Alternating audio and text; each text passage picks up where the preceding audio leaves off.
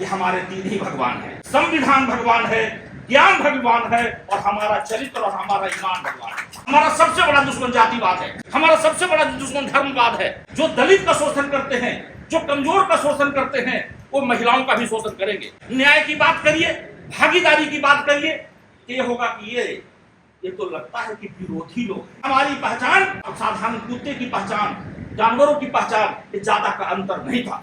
बाबा साहब ने कहा संगठित होने के लिए हमें उम्मीद है कि ये जिस तरीके से आज एक एक समाज के एक एक हिस्से को बिना ये देखे हुए कि किनका रंग कैसा है, कौन किस इलाके से हैं, किस जात से हैं, किस धर्म से हैं, और जो भारत की मूल आत्मा सहभागिता है, प्रतिनिधित्व है, उसको ये स्थापित कर रहे हैं। आने वाले दिनों में वे करेंगे। इस उम्मीद के साथ मंच पर सबसे बड़ी बात है, खूबसूरती है कि मंच पर इन्होंने सभी तरह के संघर्ष के साथियों को, ठीक है बहुजन समाज से ही इन्होंने उठाया है, लेकिन यहाँ पक्ष और विपक्ष नहीं लग रहा है। ऐसा नहीं लग रहा है कि नहीं ये खास राजनीतिक कोई हिस्से में बटे हुए हो। तमाम बहुजन के आज चिंतक हैं, संघर्ष करने वाले हैं। हमारे बड़े भाई गार्जियन तुल पटना, जिनको पटना जब दर्द होता है छोटा सा, तो जिनको आधी रात को याद करता है, महान सेवक संत केंद्रीय मंत्री रामकृपाल साहब, उनके आजू बाजू में बैठे हुए एमएलसी साहब, शशि बाबू, अफजल असलम साहब, फैसल साहब और मैडम, और बहुजन आवाज को, बहुजन की एक एक पीड़ा को और एक एक मुद्दा को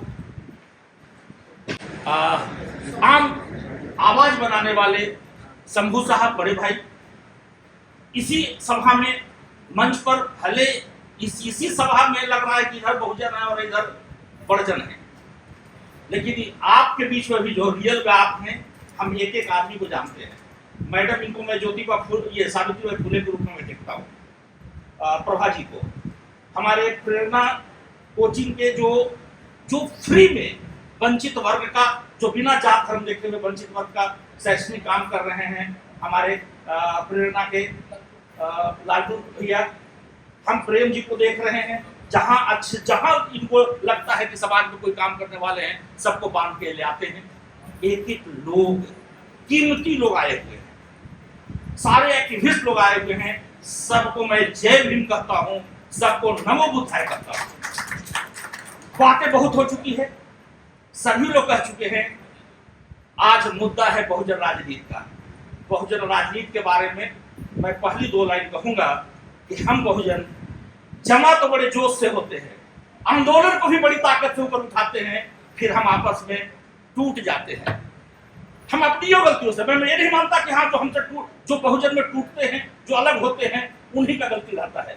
ये बहुजन के तमाम चिंतकों को यह गहनता से चिंतन करने की जरूरत है कि हम अपने ईगो में, हम अपने लोगों के फेर में, हम इस बहुजन आंदोलन को, बहुजन के राजनीति के धार को कमजोर कैसे कर देते हैं।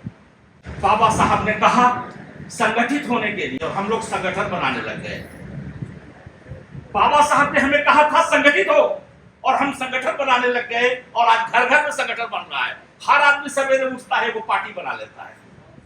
कहां जाएगा बहुजन? ये 85 हजार खंडों में टूट रहा है, 85 लाख खंडों में टूट रहा है, और छोटी सी आबादी बड़े से ताकतवर हो गए। इस पर गहनता से विचार करना होगा। यही बहुजन चिंतन करने की आवश्यकता है, और यही मूल समस्या है। हम लोग आपस में छोटी सी बात पे, आज कोई नहीं जान रहा है कि कौन कहां रहेगा, कौन कल किधर रहेगा। ये बहुजनों को चिंतन करना होगा। हम तो सरकार के मुलाजिम हैं, हम बहुत सारी बातें नहीं कर सकते हैं, लेकिन हाँ, हम इसी समाज के हैं। समाज का दर्द हम देखे हैं 15 वर्षों से। वो लोग जो मन के बुझे हैं, जो सपना नहीं देख सकते, सूरत पंजाब में मजदूरी कर रहे हैं, उन्हें सिर्फ ये एहसास करा करके कि तुम दिमागी रूप से कमजोर नहीं हो, तुम्हें ये बता दिया गया है कि तुम दलित वंचित हो, तुम्हारा दिमाग कम है।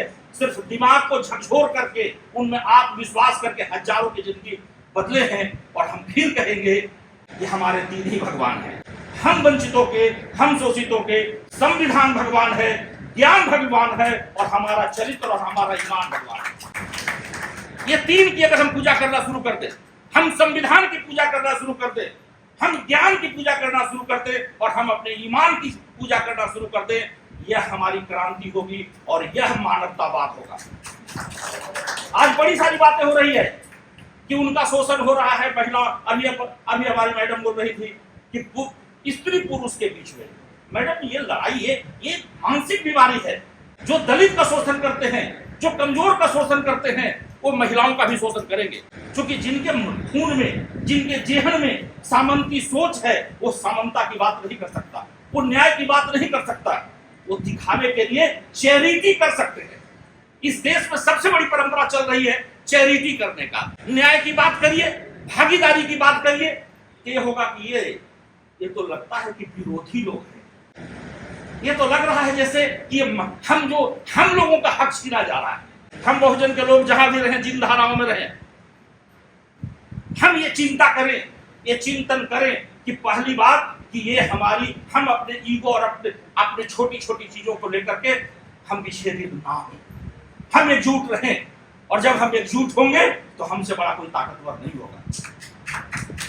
हम अपने ईगो को त्यागें, हम बड़ा दिल दिखावें, हम सबको समेट के चले। हम छोटी छोटी चीजों के लिए हम सुबह अलग हो जाते हैं, शाम इधर हो जाते हैं। हमें साथ चलना होगा, सबको प्रण लेना होगा कि हमारा एक पहचान होगा, हम जाति में नहीं बटेंगे।